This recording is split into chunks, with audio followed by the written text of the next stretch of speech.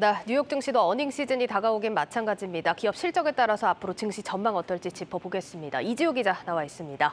이 기자 먼저 시장 상황부터 좀 살펴볼 텐데 뉴욕 증시는 사실 이틀간의 급등을 뒤로 하고 간밤 같은 경우에는 보합권이긴 하지만 하락 마감을 했어요. 네, 맞습니다. 지난 랠리는 경제 펀더멘털에 기초했다기보다는 막연한 기대감의 영향이 컸다고 할 수가 있겠습니다. 연준의 긴축이 완화될 것이다라는 것이죠. 이 기대감이 깨지자 증시가 이번에는 하락을 한 건데요. 시장에 대한 월가 전문가의 분석을 먼저 듣고 오시죠. I think the market was a little bit oversold, going back to when the market really sold off after the Jackson Hole meeting. Investors were reacting to oversold conditions, but nothing over the past 2 days has changed our inflation problem or our economic problems. 네, 보시는 것처럼 ADP 전미 고용 보고서에 따르면요. 지난달 민간 부문 고용이 직전월보다 20만 8천 개 정도 늘었고요. 또 주요 산유국 협의체인 오펙 플러스가 코로나 이후 최대 규모의 감산을 결정을 했습니다. 예상보다 탄탄한 고용 지표에 인플레이션 압력까지 좀 더해지면서 긴축에 대한 우려가 다시 커졌다 이렇게 해석할 수가 있겠습니다. 그러니까 조금 아쉽지만 앞선 랠리를 두고 좀 큰 의미를 부여하긴 어렵다 이런 해석인 거죠. 네, 맞습니다. 아직까지 대세 약세장 중에 잠시 좀 반등을 했다 이렇게 보는 시각들이 많다고 할 수가 있겠는데요. 네. 크레디트 스위스는 지금의 약세장 랠리에서 매도를 해야 된다 이렇게 밝히면서 바닥을 치기 전에 추가적인 하락이 있을 수 있다라고 예상을 했습니다.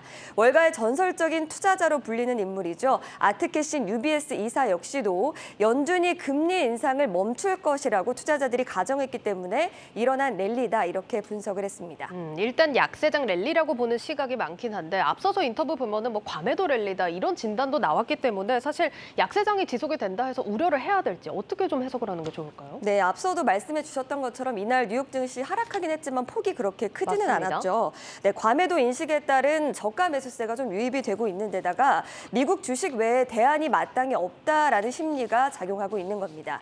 뱅크 오브 아메리카는 증시가 더 오를 수 있다라고 보고 있는데 S&P 500의 움직임이 상승 잠재력이 3,900에서 3,946임을 보여준다며 이는 화요일 종가보다 3에서 4% 정도의 추가적인 상승을 의미한다라고 예상을 했습니다. 또 월가의 대표적인 강세론자로 꼽히는 톱니 펀드스트랩 공동 창업자 역시도 이번 랠리가 본격적인 상승장을 알리는 신호탄으로 해석해야 한다라고 이에 더해서 분석을 했습니다. 네, 긍정적인 시각도 이렇게 나오는 만큼 약세장이 이어진다 하더라도 지수 자체 하락폭은 그렇게 크지 않을 수 있다. 이렇게 전망을 해볼 수 있을 것 같습니다. 그런데 우리 시장도 마찬가지겠지만 어닝 시즌 뉴욕 증시도 좀 다가옵니다. 변수가 될 수 있을 것 같은데 어떻습니까? 네, 금리 급등에 따른 경기 둔화로 사실 실적 자체가 낮아질 것이다라는 기대, 우려가 좀 있는 상황이죠. 네. 하지만 오히려 어닝 시즌이 기회가 될 수 있다라고 보는 시각도 있어서 소개를 해드리려고 합니다. BMO 웰스 매니지먼트의 마윤류 수석 투자 전략가는 2분기 때는 어닝 시즌이 시장을 안정화하는 데 도움을 줬다라고 얘기를 하면서요.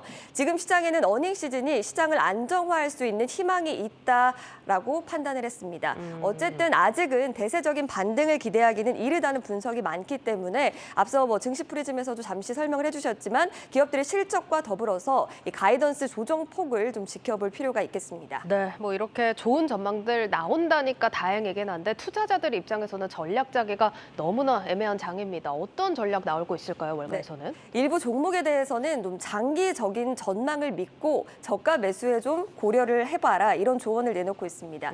이날은 월가의 투자 의견을 중심으로 좀 말씀을 드려보도록 하겠습니다. 일단 모건 스탠리는 포드에 대해서 시장 수익률 평균에서 비중 확대로 투자 의견을 높여 잡았습니다. 목표 주가는요, 보시는 것처럼 14달러로 제시를 했는데요. 지금보다 추가적인 상승 여력이 11.91% 정도 있다라는 얘기가 됩니다. 특히 포드의 주가 추이를 좀 살펴보면 최근 한 달간 18% 이상 좀 하락을 했는데 이게 오히려 저가 매수의 기회가 될 수 있다라고 보고 있는 시각이었습니다. 모건 스탠리는 최근 포드 블루나 포드 모델 2등 개발을 위해서 구조를 재편한 것이 전기차 분야의 성장 및 설비 투자 요구를 더 잘 맞출 수 있는 잠재력이 있다라고 평가를 했고요.